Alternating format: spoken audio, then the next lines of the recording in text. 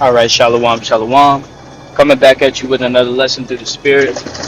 Giving all praise, glory, and honor to Yahawah Bashim Ashai, Bashim Rakah HaKadosh. Can't nobody do this for you. Can't nobody help you with this. This is something that it's going to take a lot of discipline. It's going to take a lot of obedience and a strong fear of Yahawah Bashim Ashai to push you through this, to endure. All right, to endure through the temptations, the different pitfalls, different things that can derail you out of this truth and in the path of wickedness, in the path of sin, in the path of destruction, man, because everybody's going that direction. So you got to be real, you got to be real disciplined. You got to understand that this is the straight gate. You know what I'm saying? Which I'm going to go into that in a minute. But this Philippians 2:12, it says, "Wherefore, my beloved, as ye have always obeyed, not as in my presence only, but now much more in my absence, work out your own salvation with fear and trembling." That's right. Fear and trembling. The fear of the Lord is what's going to have you depart from evil. All right. The fear of the Lord is the beginning of wisdom. So when you fear Yahawah Bashim Ashai, you know not to go against the Lord or to be on the wrong side of his judgment. You want to receive the Lord's mercy. All right. You want to choose who you're going to serve, and you gotta let these wicked spirits out here, these people, you gotta let them live with who they gonna serve. As a matter of fact, I think it's Joshua 24.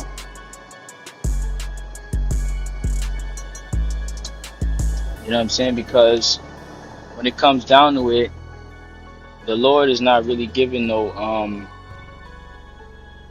He's not giving no freebies. You know what I'm saying? It's not you're nah, man. Once the Lord come back, it's gonna be like, was you doing what you were supposed to do, or wasn't you? And that's why the fear of the Lord is what's gonna keep you on that straight and narrow. It's gonna keep you from being allured and seduced with the delusion of this world as to, this you got more time here. Time is an illusion, man. Okay, you got to be quick on your feet about serving Yahawah Bashim Ashai, and you got to make it your life's duty to stay within the Spirit. So this is Joshua 24:14. It says, therefore fear the Lord. There you go. Now therefore fear the Lord Yahawah. All right, and serve Him in sincerity and in truth. That's right. Serve the Lord truly, because the Lord knows if you're being sincere or not as well. You know what I'm saying? That's why I was going into that scripture, that not as only in my absence, but now much more.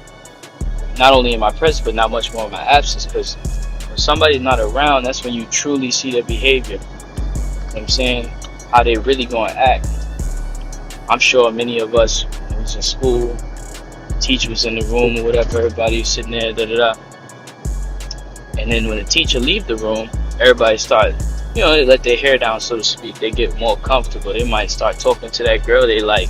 Your friend might start joking and cracking jokes on each other and stuff like that. You know what I'm saying? So the best way to look at somebody is to not look at them. So the Lord is looking, all right, but everybody's thinking that He's not looking, but He is looking. I did a lesson about how the eyes of the Lord are in every place, beholding the evil and the good. And that's the fear of the Lord, all right, that you have to keep with you. But it says, I'll read this again, Joshua 24:14. Now therefore, fear the Lord Yahawah and serve Him in sincerity and truth. And that's the whole duty, man, of us serving Yahawah Bashim Ashai with fear, rejoicing with trembling. All right, it says, put away the gods which your fathers served on the other side of the flood and in Egypt, and serve you the Lord. And if it seem evil unto you to serve the Lord, choose you this day whom ye will serve, whether the gods which your fathers served that were on the other side of the flood, or the gods of the Amorites in the land in whose land ye dwell. But as for me and my house, we will serve the Lord Yahawah. That's right. Serve Yahawah by Shema Shai. You gotta choose. You gotta pick a choice. Either you're gonna serve the Lord or you're gonna be wicked. You're gonna serve the other gods, which are no gods, man. When you're not serving the Lord, all right, you're being you're committing a sin. You're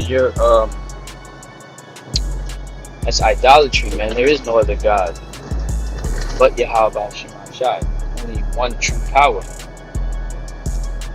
So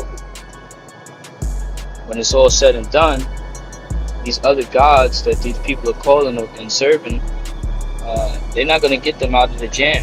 Yahawah Shema Shai is going to destroy the world and all these false gods and everything like that. And it's not going to exist in the kingdom at all.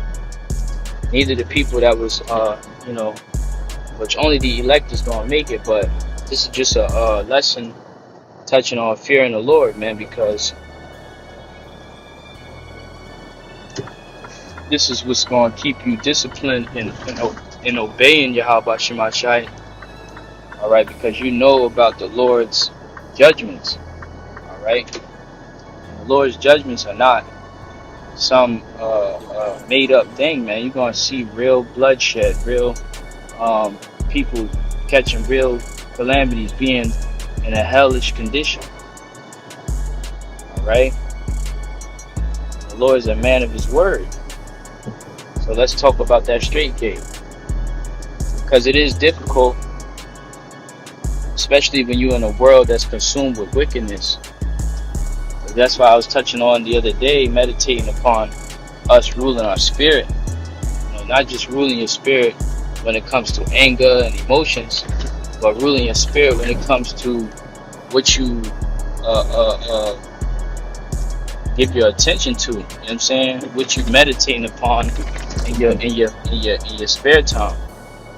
Is it all just sports and boxing? You have to have a balance. Of course, you go and watch these things and check out what's going on out here. But if that is taking more of your time, whereas you neglecting the work of Yahawah Shema Shai, or you're not praying to Yahawah Shema Shai, the Lord is a jealous power, man.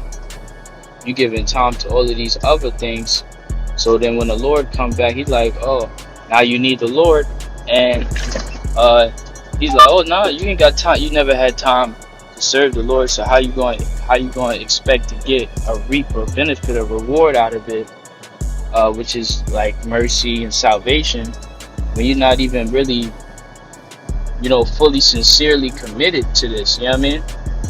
So that's something that I was meditating upon. And I'm like, man, the fear of the Lord is always going to keep you steady away from doing things that is going to derail you, or things that is not convenient. So you got to continue to fear Yahawah Shema Shai.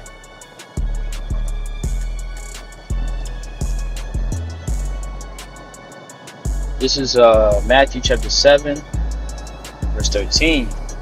Enter ye in at the straight gate, for wide is the gate, and broad is the way that leadeth to destruction, and many there be which go in thereat. That's right. Alright, enter ye at the straight gate. The straight gate is basically a very narrow passage, man. It's so skinny. Like over there in the Western Asia area, the Middle East. There's something over there called the Strait of Hormuz, which is like a very skinny waterway where a lot of goods get transported through, but it's very, very slim. So this is like a tightrope. So the Lord said, take the tightrope, take the more difficult path, because this truth is difficult. It's very spiritually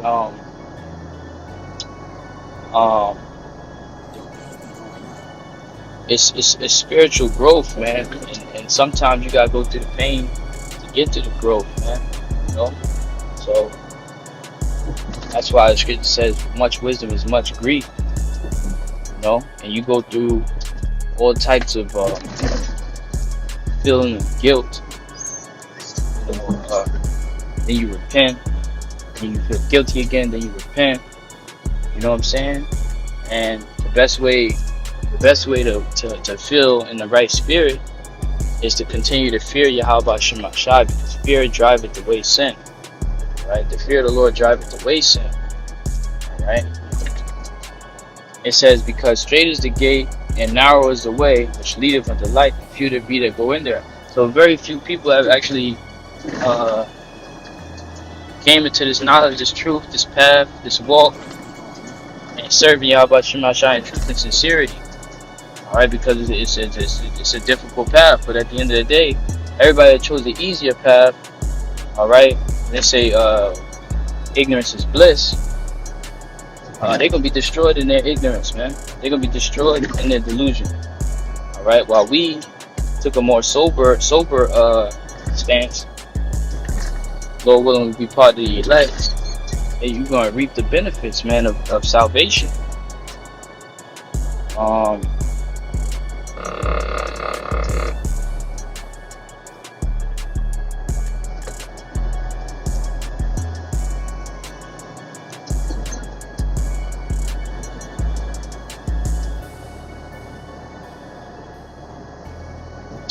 Here it is right here.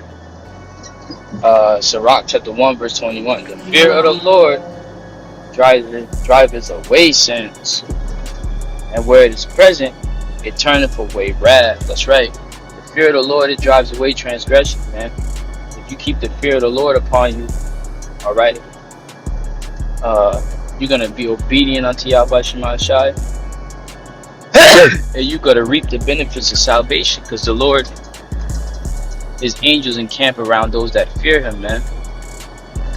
So that's why we always try to teach the fear of the Lord, and push the deadly seriousness of the spirit of Yahawah Shema Shai. Alright? So that we'll all fear the Lord and be covered, protected. Lord willing, man, because man, the Lord is not playing, man. He's about to shut this whole thing down. I was just meditating as I'm driving through here, how all of this shit is so what's the word I'm looking for? All of this shit is so fragile. Every component of this society is so fragile. We are at a turning point right now, whereas this shit could break down any second, any day, any moment. You know what I'm saying? And we want to be in the right spirit. You know what I'm saying? So not feeling all goddamn guilty conscience and stuff. Your conscience is condemning you and stuff. So, you know, get on your feet and serve the Lord with truth and sincerity. So I just wanted to put that out there. I pray that the lesson is edifying. Till next time, Shalom.